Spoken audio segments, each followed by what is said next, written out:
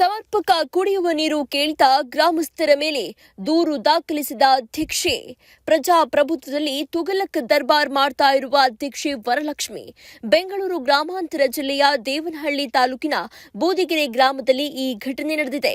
ಬೂದಿಗೆರೆ ಗ್ರಾಮ ಪಂಚಾಯಿತಿ ಅಧ್ಯಕ್ಷೆ ವರಲಕ್ಷ್ಮಿ ಈ ರೀತಿಯಾದಂತಹ ದೂರನ್ನ ನೀಡಿದ್ದಾರೆ. ದೇವನಹಳ್ಳಿ ತಾಲೂಕು ಪಂಚಾಯಿತಿ ಕಾರ್ಯನಿರ್ವಹಣಾಧಿಕಾರಿಗೆ ದೂರನ್ನ ವರಲಕ್ಷ್ಮಿ ನೀಡಿದ್ದಾರೆ.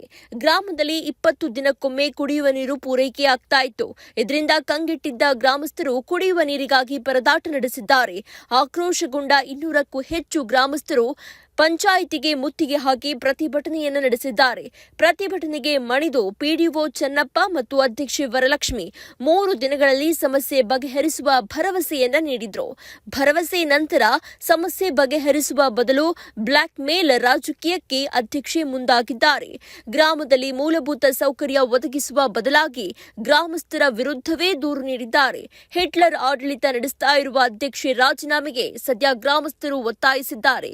ಕೂಡಲೇ ಉನ್ನತ ಅಧಿಕಾರಿಗಳು ಮಧ್ಯ ಪ್ರವೇಶಿಸಿ ಸಮಸ್ಯೆ ಬಗೆಹರಿಸಲು ಆಗ್ರಹಿಸಿದ್ದಾರೆ.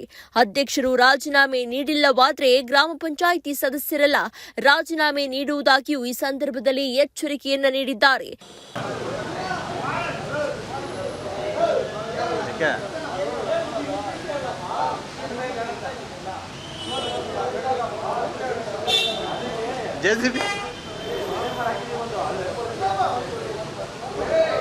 ಬಂದೋಣ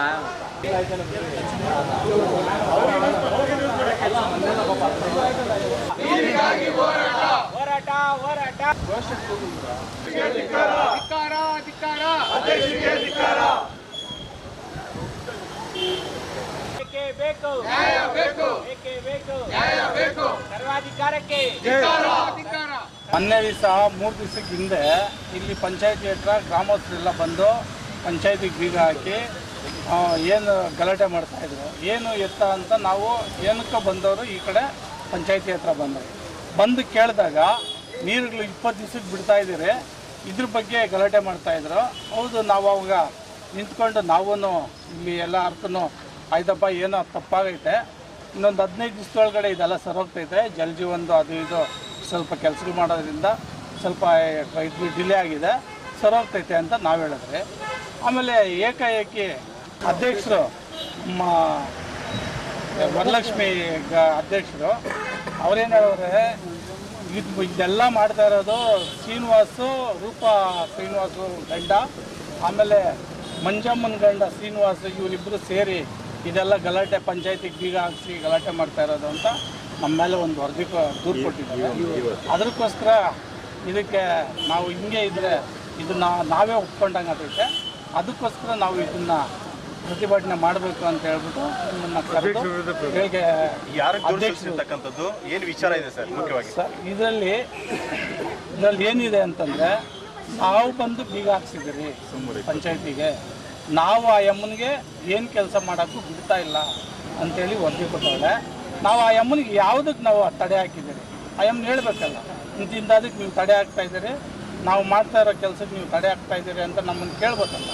ಆ ಎಮ್ಮನ ಯಾವುದೇ ಇಲ್ದಿರ ನೇರವಾಗಿ ಇಟ್ಕೊಟ್ಟಿರುತ್ತೆ. ಇದುವರೆಗೂ ನಾವು ಆ ಎಮ್ಮನ್ನ ಯಾಕಮ್ಮ ಹಿಂಗೆ ಮಾಡ್ತಾ ಇದೀಯ ಅಂತ ನಾವು ಕೇಳ್ದಾರಲ್ಲ. ಯಾಕೆ ಕೇಳ್ತಾ ಇಲ್ಲ ಅಂತಂದರೆ, ಹೆಂಗ್ಸು ಮಾಡ್ತಾವ್ರೆ, ಮಾಡಲಿ ಬಿಡು ಅಂತ ನಾವು ಸಹಕಾರ ಕೊಟ್ಕೊಂಡೇ ಬಂದರೆ. ಆದರೆ ಆ ಎಮ್ಮನ ಈ ಥರ ದೂರು ಕೊಟ್ಟ ಮೇಲೆ ನಾವೇ ಒಪ್ಕೊಂಡಂಗೆ ಆಗ್ತೈತೆ. ನಾವು ಇವಾಗ ಸುಮ್ಮನಿದ್ರೆ ಅದಕ್ಕೋಸ್ಕರ ನಾವು ಇವತ್ತು ಇದನ್ನು ಏನಾಗಬೇಕಾಗಿದೆ, ನಮಗೀಗ ನೀರು ಸಮಸ್ಯೆ ಊರಲ್ಲಿ ತುಂಬ ಇದೆ. 20 ದಿವಸಕ್ಕೆ ಸಾರ್ವಜನಿಕರು ಯಾರನ್ನಾದ್ರೂ ಕೇಳಿ 20 ದಿವಸಕ್ಕೆ ಬರ್ತಾ ಇದೆ, 25 ದಿವಸ ಆಗುತ್ತೆ. ಇದೆಲ್ಲ ಬಗೆಹರಿಸ್ಬೇಕಲ್ಲ. ಈಗ ಪ್ರಜೆಗಳು ನಮ್ಮನ್ನು ನಂಬಿ ಓಟ್ ಹಾಕೋ ಹೋರಾಟ ಯಾವ ಥರ ಇರ್ತೈತೆ ಅಂದರೆ, ಈಗ ಆ ಅಮ್ಮನ ನಮ್ಮ ಮೇಲೆ ದೂರು ಕೊಟ್ಟವಳೆ, ನಮ್ಮ ಮೇಲೆ ಎಂದಕ್ಕೋಸ್ಕರ ದೂರು ಕೊಟ್ಟರು. ನಾವೇನು ಹೇಳ್ಬೇಕಂತಂದ್ರೆ, ಈಗ ನಮ್ಮನ್ನ ಗೆಲ್ಸಿ ಕಲ್ಸಿರ್ತಕ್ಕಂಥವ್ರು ಸದ್ಯ ಇಲ್ಲಿ ಸಾರ್ವಜನಿಕರಿಗೆ ಗೆಲ್ಸಿ ಕಲ್ಸಿರೋದು ಏನಕ್ಕಂತ, ಏನೋ ಊರಿಗೆ ಒಳ್ಳೆ ಕಾರ್ಯಗಳು ಮಾಡಲಿ, ಒಳ್ಳೆ ನಮ್ಗೆ ಅನುಕೂಲ ಮಾಡ್ಕೊಳ್ಳಿ ಅಂತ ನಮ್ಗೆ ಗೆಲ್ಸಿ ಕಲ್ಸಿದ್ದಾರೆ. ಅಧ್ಯಕ್ಷ ಆಗಬೇಕಂತ ನಾವು ಓಟ್ ಹಾಕಬೇಕು. ಆ್ಯಕ್ಚುಲಿ ಅವರು ಅಧ್ಯಕ್ಷ ಆಗಬೇಕಂದ್ರೆ 20 ಜನ ಮೆಂಬರ್ಲೇನು ಓಟ್ ಹಾಕಿಲ್ಲ.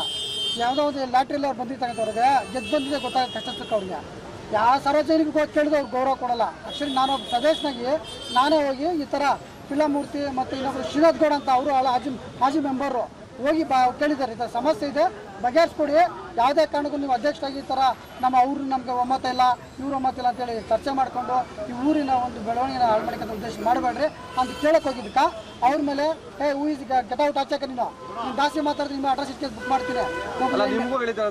ಹೌದೌದು ಸತ್ಯ, ಅದಕ್ಕೆ ನನ್ನ ಹತ್ರ ವಿಡಿಯೋ ಕೂಡ ಇದೆ. ಹೋಗಿ ನಾನೇ ಪ್ರಾಮಾಣಿಕ ಕೇಳಿದೆ, ಏನು ಮೇಡಮ್ ಈ ಥರ ನೀವು ಈಗ ಪಿಳ್ಳಮೂರ್ತಿಯರೋ ಇನ್ನೊಂದು ಸದಸ್ಯ ಯಾರೋ ಒಬ್ಬರು ಸಾರ್ವಜನಿಕ ಬಂದಾಗ ನೀವು ಅದಕ್ಕೆ ಬಂಧಿಸಬೇಕೇ ಹೊರತು ಅವ್ರ ಮೇಲೆ ದಬ್ಬಾಳಿಕೆ ಮಾಡಬಾರ್ದು.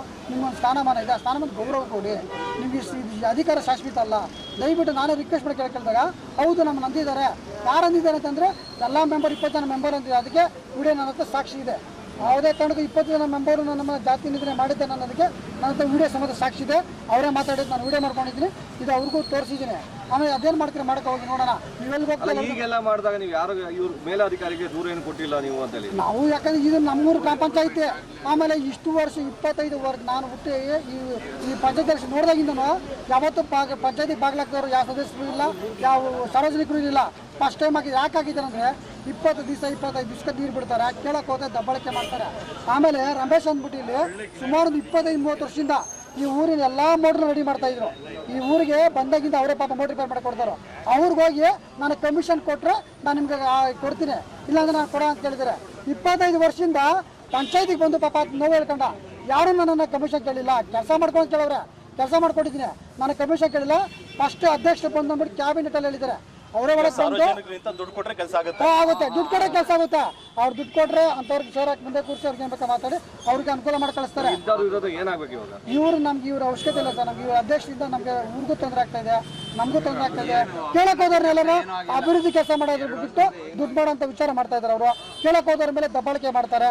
ಯಾಕೆ ಅವ್ರ ವಿಚಾರ ಕೇಳಕ್ ಹೋದ್ರೆ ನಾವು ಒಂದು ಹೆಣ್ಣಿಂಗ್ಸು ತಾವೊಬ್ಬರು ಎಸ್ಸಿಗಳನ್ನ ಒಂದು ಮನಸ್ಸನ್ನ ಇಟ್ಕೊಂಡು ನಮ್ಮನ್ನು ಈ ಥರ ದಬ್ಬಾಳಿಕೆ ಮಾಡ್ತಾ ಇದ್ದೀರಾ ಅಂತ ಹೇಳ್ತಾರೆ. ಏನು ಹೇಳಿದ್ರು ನಮಗೆ ಸ್ಪಂದಿಸ್ತಾ ಇಲ್ಲ. ಮತ್ತು ಈ ಸದಸ್ಯರ ಮೇಲೆ ಈ ಇಲ್ಲದ ಸಲ್ಲಪ್ಪ ಹಾಕ್ತಾರೆ, ನಮಗೆ ಸದಸ್ಯರು ಬರ್ತಾ ಇಲ್ಲ.